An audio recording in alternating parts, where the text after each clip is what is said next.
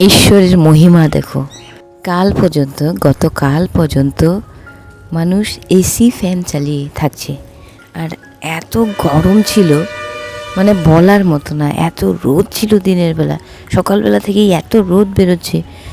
আজকে দেখো হঠাৎ মানে সারপ্রাইজ, আমি তো ঘুম থেকে উঠেই সারপ্রাইজ, জাস্ট এত গরম লাগছিল।